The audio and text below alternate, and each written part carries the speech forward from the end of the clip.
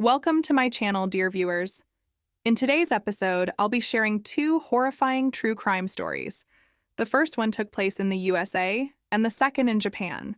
Stay tuned and listen till the end. It's going to be very eerie. One cold evening, 16-year-old Carrie Nixon went to the store as usual, but she never returned home.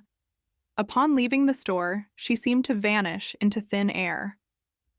The residents of the small town couldn't imagine who could harm this young, innocent girl who loved her family and friends. With no body, few clues, and even fewer suspects, detectives were unable to solve the mystery of Carrie's disappearance. However, an unexpected phone call led the police to the killer. Nestled between the Whiteface Mountains and Lake Placid in New York, the small and quiet town of Unspoken was home to Carrie Nixon, the eldest of 4 children. She lived happily in this peaceful town where everyone knew and loved her. Carrie had a big heart. Often, teenagers are preoccupied with their own lives, not because they don't care about others, but because they are concerned about their own futures. However, Carrie always made time for others. At school, she was friends with everyone, and at home, she helped her mother and looked after her sister and 2 brothers. She was very reliable.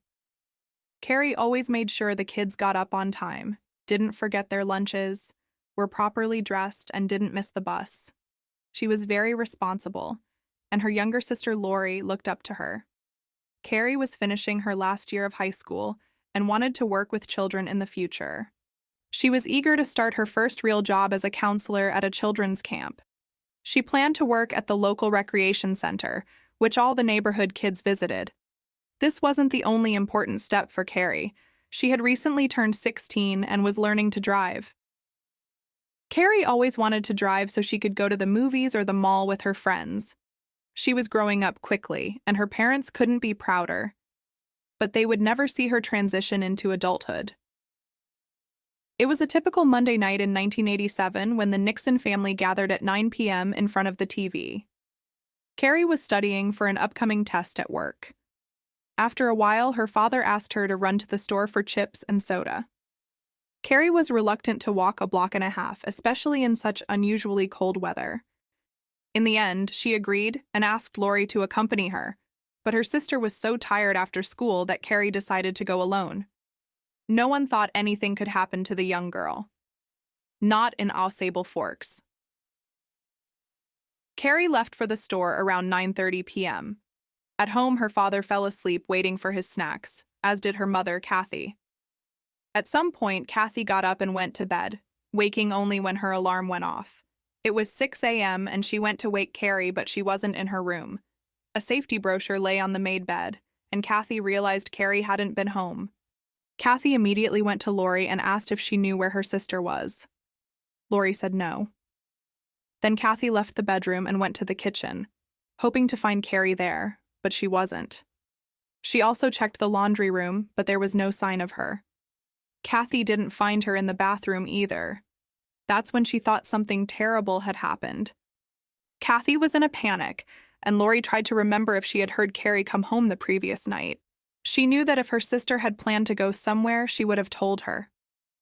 Kathy then called her mother to see if Carrie had visited her, but the grandmother hadn't seen her either. After that, Kathy woke her husband and told him Carrie was not home. The man immediately said he had woken up around 1 a.m. and went to look for his chips. When he didn't find them in the kitchen, he decided to check if Carrie had returned home. Harry went up to her bedroom and thought he saw her there. He believed he felt her leg and was sure she was in bed. Maybe Harry felt a bunched-up blanket. No one knows for sure, but he was sleepy and didn't double-check. At that moment, he was absolutely sure he had felt his daughter's leg and went back to sleep. He wasn't worried because he thought she was home. Kathy immediately grabbed the phone to see if Carrie had met any friends and decided to stay overnight, forgetting to call home. But no one had seen her, and Kathy immediately raised the alarm. When she realized Carrie wasn't at home, with her grandmother or with friends, she had a horrible feeling something had happened. The girl didn't go to parties, didn't leave without notice, and never lied to her mother. Her not coming home was completely out of character. Her father was equally worried and organized a search party. He called his friends and they immediately started searching. Kathy stayed home by the phone. She was on the verge of a breakdown, feeling something terrible had happened to her child. Lori saw her parents nervous and panicking, and she began to worry too. But it never occurred to her that something really bad could have happened to Carrie, because nothing bad ever happened where they lived. Osable Forks was considered one of the safest towns in America. In it and the nearby towns, terrible crimes never occurred. Everyone left their doors unlocked, and for young women it was perfectly normal to go to the store late at night. But when the parents began to fear the worst, Lori realized the full reality of the situation. According to her, when Kathy started to really panic because there was nowhere left to look for Carrie, she had a bad feeling.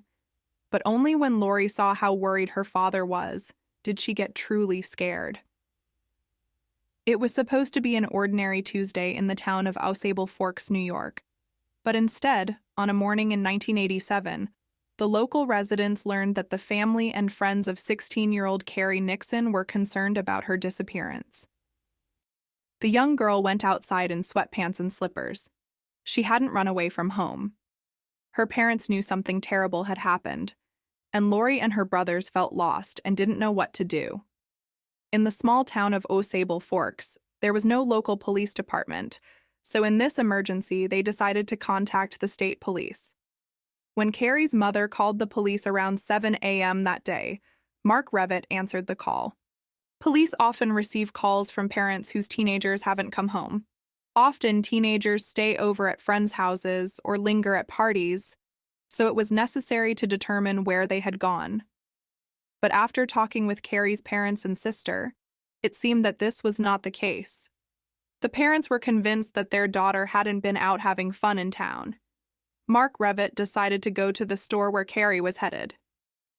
This was a small town, and everyone knew each other.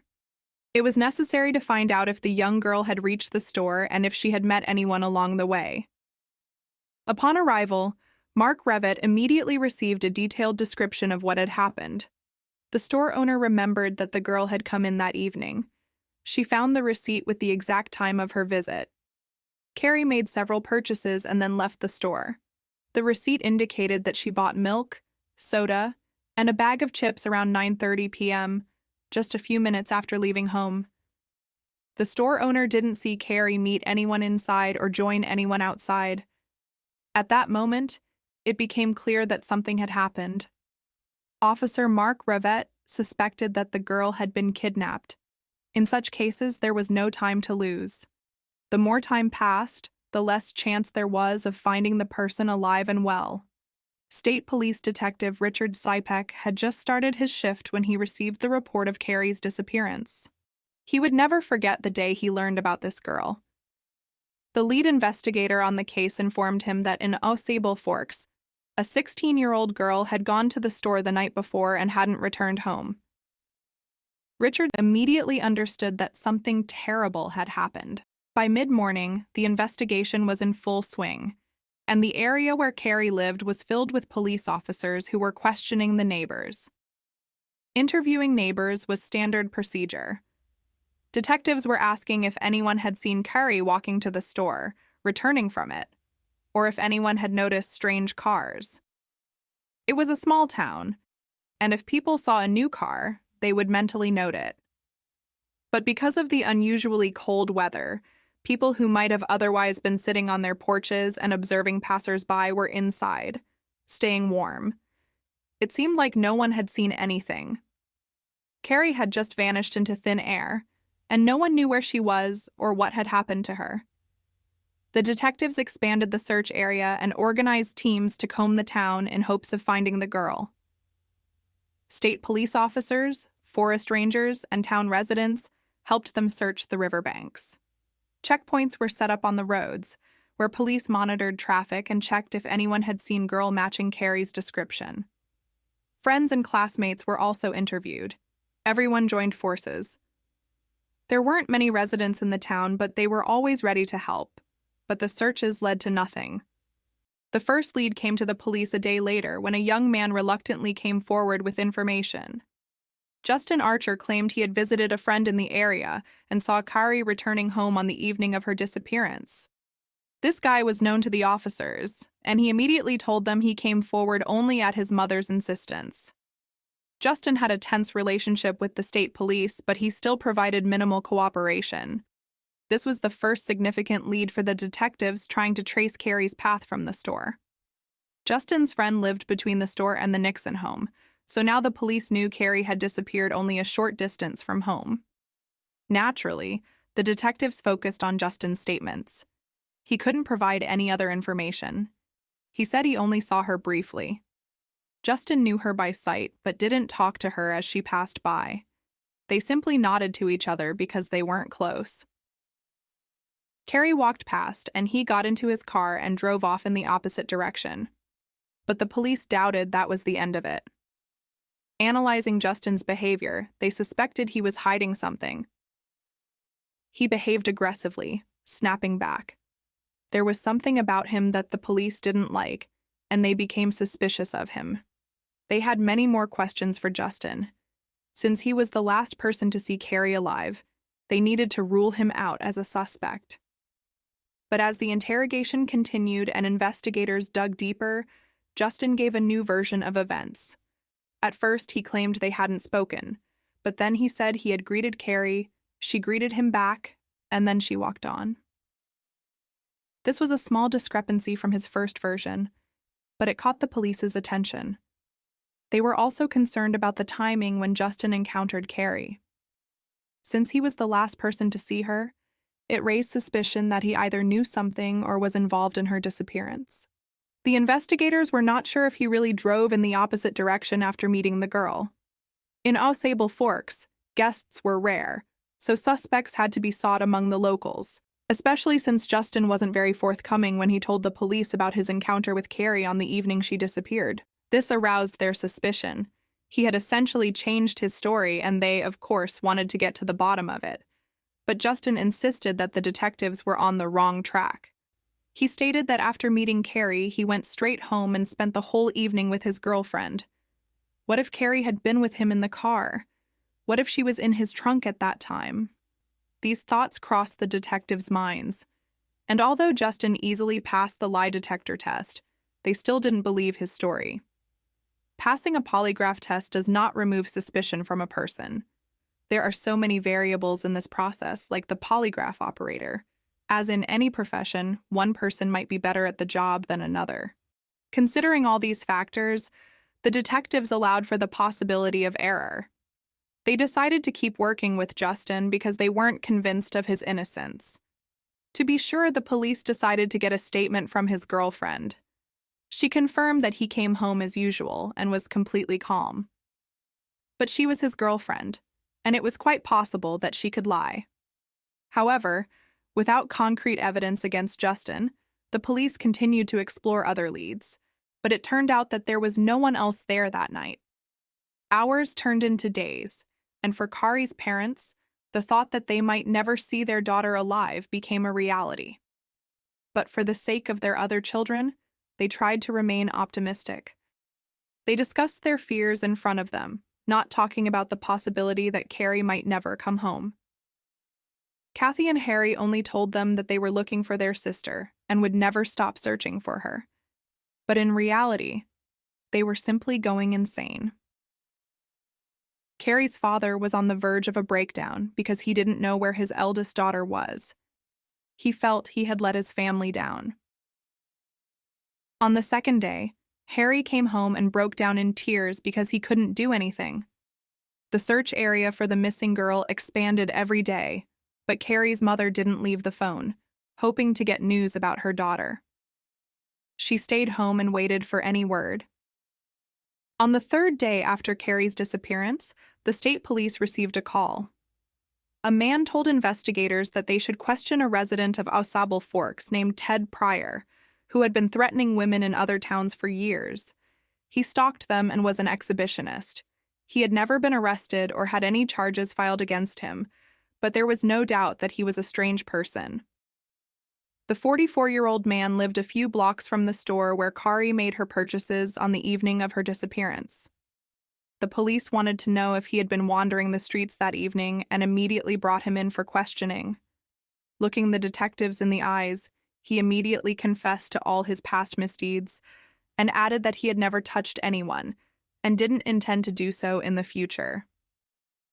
But experienced detectives knew that exhibitionists often escalate to more serious crimes. It's like people who start by peeping through windows. Over time, they become more daring. The question was whether Ted had reached the stage of abduction and sexual assault. However, the man claimed that he was watching TV at home with his mother the evening Carrie disappeared. His mother confirmed this, but the police were not ready to let him go, as they knew mothers would often lie to protect their children. They were used to this. Investigators decided to keep a close watch on Ted while continuing to search for any clues that could lead them to Carrie. Usually there are traces left behind: bodies, footprints, clothes, blood, and many other things that need to be checked. But this time, the situation was different. The girl seemed to have vanished into thin air. Detectives suspected that Carrie had been abducted from the street, but some in the town had other theories. Rumors spread that this girl had rebelled due to an unfavorable family environment and ran away from home. Such rumors deeply upset Carrie's parents. It was painful for them to hear people say that she probably didn't love her family and just wanted to escape. Some gossip was especially distressing for Kathy. Many people were convinced that the girl was pregnant and therefore ran away from home. Just imagine how hard it is to hear that about your missing child. Summer turned into autumn, but the family still clung to hope that Carrie would return home safely. She was an integral part of everything they did. At Christmas, her family placed presents under the tree for her, and in the spring they celebrated her birthday. But a year passed, and no trace of Carrie was found. Their despair grew. How could a girl vanish off the face of the earth with no one knowing where she was? Although they couldn't solve the case in the immediate aftermath, Detective Richard Sypek didn't stop trying to unravel it. The police had no leads, just different theories. They thought that maybe Carrie had been kidnapped by someone unknown, and perhaps that person didn't stop there. So every time a girl went missing nearby, Detective Sypek exchanged information with investigators in hopes of finding a connection to Carrie's case. He also checked everyone arrested for sex crimes involving teenagers. He examined every name, every place, every kidnapping, every attempt, but it was all to no avail. Time passed, and the trail grew colder. The second anniversary of her disappearance approached, and to push the investigation forward, Detective Sypek asked specialists from a crime program to cover the case. Carrie's family readily agreed, as this was probably the best chance to get new leads from the public. Surely someone had information about her.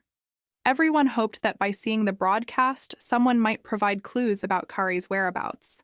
And indeed, after the show aired, calls came in from all over the United States from people claiming to have seen Carrie.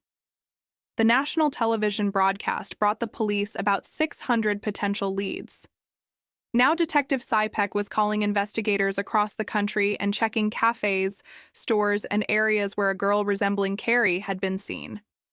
He followed up on every lead, no matter how strange it seemed. One tip came from the South Pacific, where she was reportedly seen on a beach in Tahiti. Another lead took the detective to Charleston, South Carolina for a week. It was an emotionally difficult time for Carrie's family. Hearing that she had been seen here and there was tough. Her parents came alive when they had a glimmer of hope. But then they would learn it wasn't true, and their hopes were dashed again. It was heartbreaking. According to Kathy, when you get even a glimmer of hope, you grab onto it and don't let go. But when it disappears, it feels like you've lost your daughter all over again. It's so agonizing that you can't breathe. But all these leads led nowhere, and the case stalled for another 6 months. Then, a neighbor provided the Nixons with information that renewed their hope.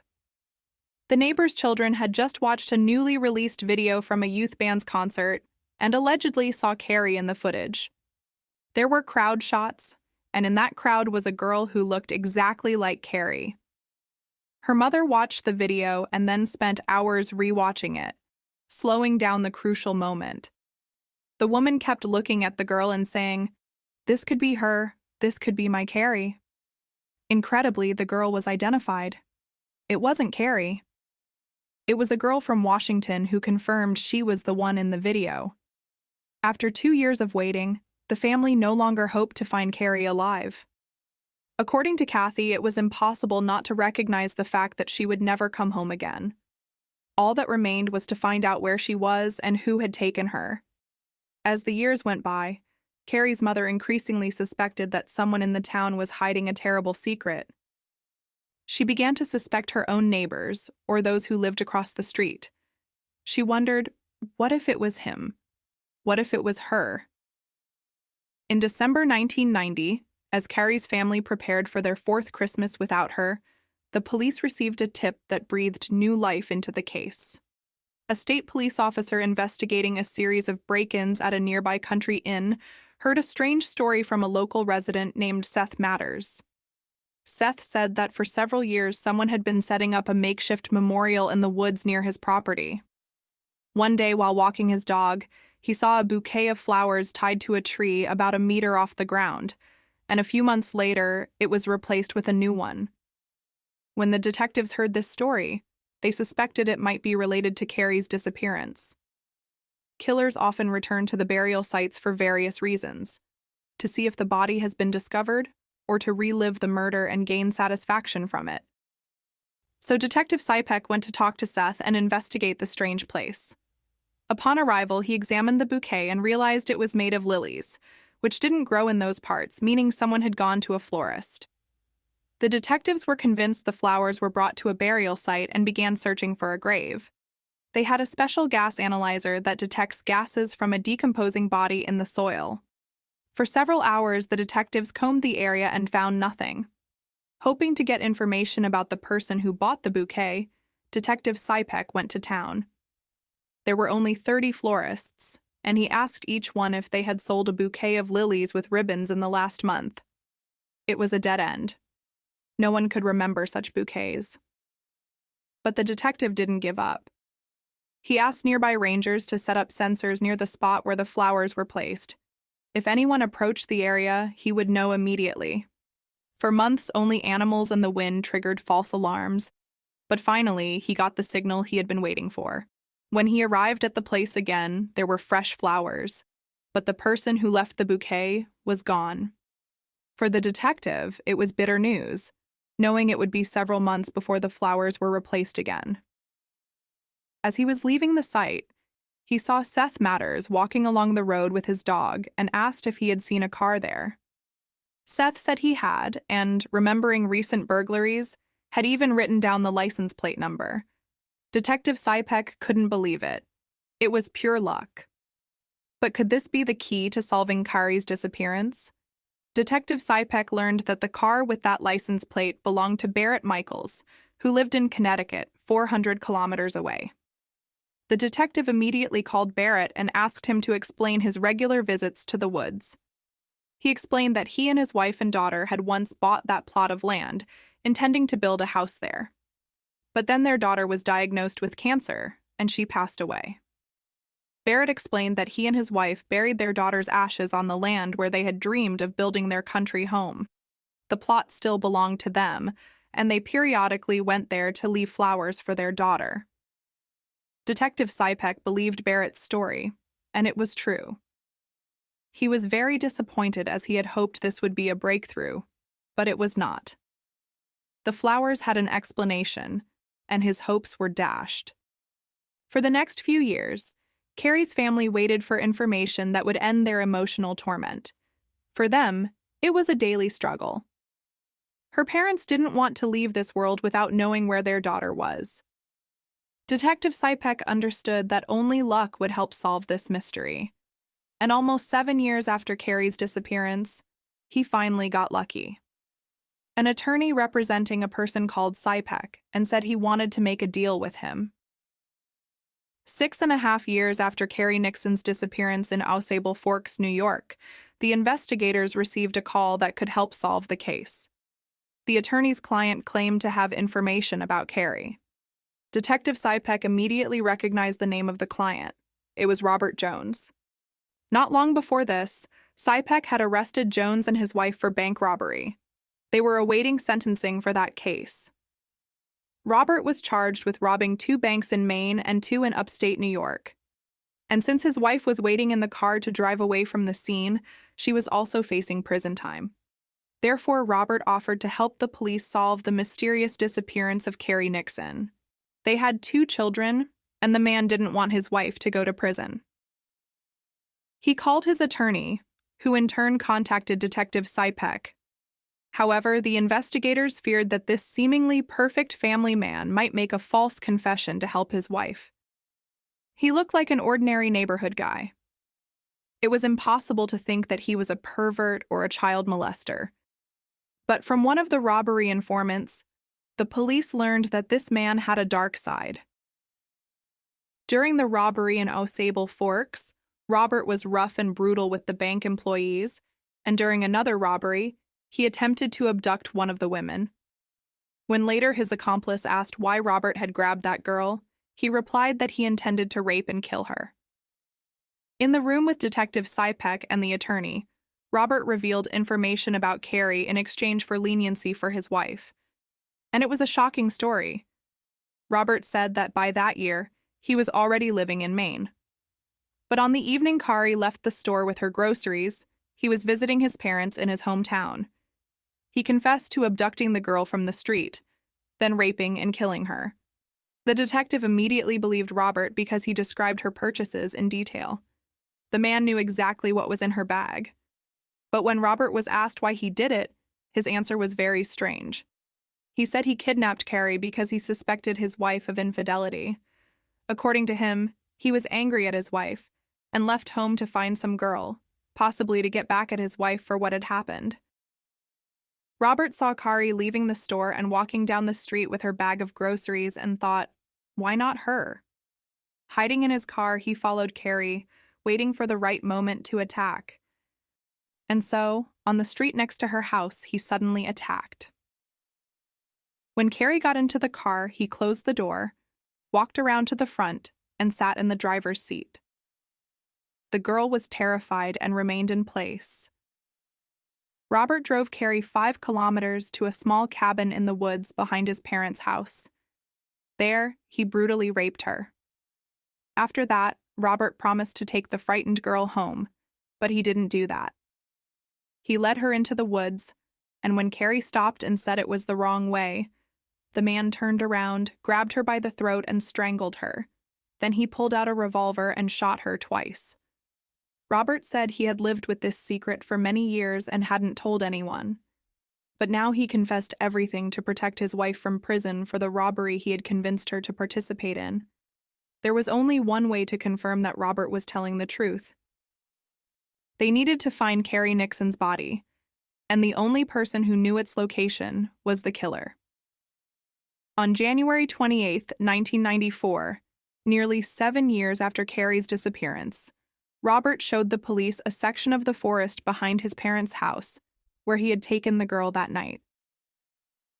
On a gray, cold day, the detectives arrived in the forest. There was about half a meter of snow on the ground. Walking 370 meters into the woods, Robert stopped and pointed to the spot. The police began digging and almost immediately saw pink sweatpants. It was Carrie. For the detective who had spent so many years searching for the girl, it was a moment of both joy and sorrow.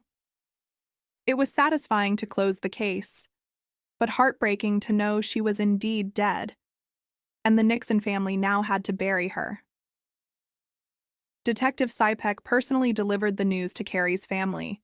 Tears filled his eyes as he told them, "We found her, she's with us, and we'll bring her home soon." According to Kathy, they were grateful, but their hope was shattered, and it felt like they lost Carrie all over again. When the police announced that Robert Jones was guilty of murdering Carrie, no one could believe it. Meeting Robert on the street, you would never think he was capable of such a thing. but he was a very evil and depraved man. In addition to the bank robbery charges, Robert Jones was also charged with kidnapping, rape, and murder. After his wife received a suspended sentence, Robert pleaded guilty to all charges and was sentenced to 18 years to life in prison. But this was small comfort for Carrie's family, as it is impossible to come to terms with such a loss. Robert Jones took their daughter from them out of his own selfishness. Carrie's loved ones will always miss her. Friends, what do you think about this terrible case? Write your opinion in the comments and also subscribe to my YouTube channel. And now comes the true crime story from Japan, which is just as creepy and intriguing as the first one. The story begins on November 6, 2009. On that day, a man who had gone to pick mushrooms in the mountains of Shimane Prefecture, Japan, stumbled upon something horrifying among the fallen leaves near the summit. Upon closer inspection, he realized it was a human head. In a panic, he immediately called the police. When the police arrived at the scene, they found deep-cut wounds on the victim's neck and severe bruises on her face. The question of who she was needed an urgent answer, and soon DNA analysis provided it. It was 19-year-old Hiraoka Mako, a university student who had gone missing on October 26th, just 10 days before her head was found. The cause of death was a severe head injury that led to a brain hemorrhage. The young girl, who had only recently started her student life, was caught up in a horrifying tragedy just 6 months after moving into her university dormitory. The police immediately launched an investigation, mobilizing more than 200 people to search for the rest of Miyako's body, focusing on the city of Hamada, where she had lived. The search began, and already the next day, a left femur was found in the mountains. The following day, they discovered a torso without arms and legs, and then a left ankle. 10 days later, her nails were found in animal feces. All these were parts of the unfortunate victim's body. In Japan, photographs of the found body parts were published marked in red: the head, torso, left femur, and ankle. This case shocked Japan due to its unimaginable brutality. The body was not just dismembered but subjected to horrific mutilation. The police noted that the victim's chest was cut with a knife and her internal organs were removed. Such barbaric treatment of the body led to speculation that it might have been an attack not by a human but by a wild animal. Furthermore, burn marks were found all over the torso, adding even more darkness and horror to this case. On the left cheek, there were also marks from a foot stomp. On the day of her disappearance, October 26th, Hiraoka Mako, after attending university classes, worked at an ice cream shop in a nearby shopping center from 4:30 p.m. At 9:15 p.m., surveillance cameras captured her leaving work. However, strangely, no cameras captured her on her way home. This led to the assumption that she was abducted immediately after leaving the shop. The police, having reviewed surveillance camera footage, determined the direction in which Mako was walking, and checked the people who were nearby at that time, but they could not identify any suspects or suspicious vehicles. This suggests that the contact between the victim and the perpetrator might have occurred either directly at the shopping center's parking lot or in an even closer location. It was also suggested that Mako could have been abducted by someone who knew her by sight. The distance from the shopping center to Miyako's dormitory was approximately 2 kilometers. She usually walked this route. The area was considered dangerous at night due to poor lighting and few pedestrians, which even local residents regarded as risky. Unable to find specific leads, the police elevated the case to a public investigation status and received about 30 tips. However, none of them proved useful. One taxi driver reported seeing a girl dressed like Mako on the evening of October 29th around 9:30 p.m. She was walking behind 2 men near a store at Hamada Station. This was 3 days after her disappearance, implying that she might have been alive until then, but had not contacted her family. The police investigated this tip, but did not obtain any significant results, further complicating the investigation.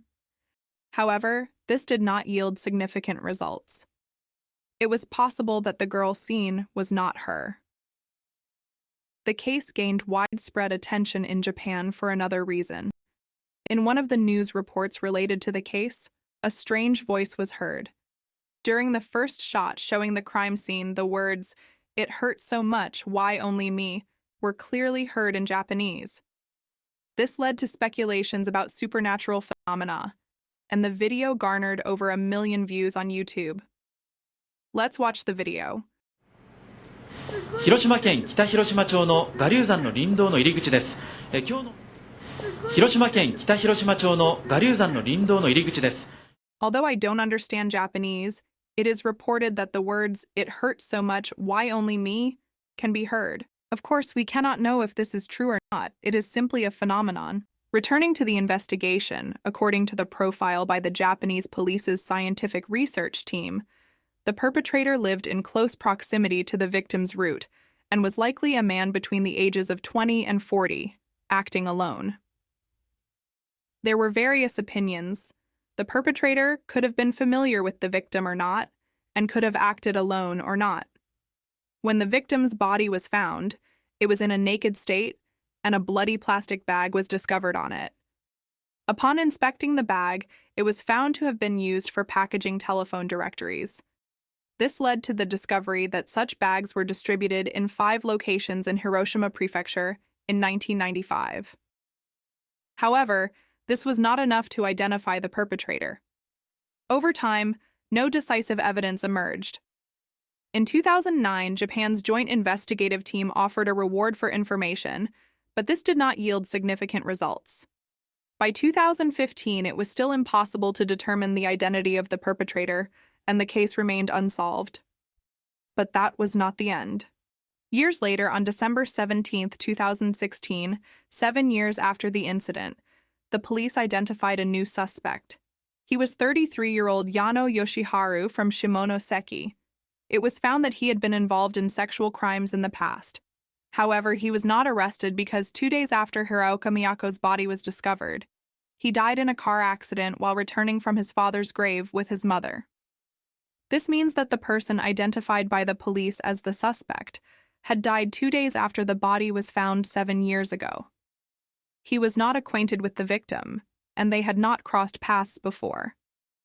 Yoshiharu's death complicated the investigation, and he was not initially included among the suspects.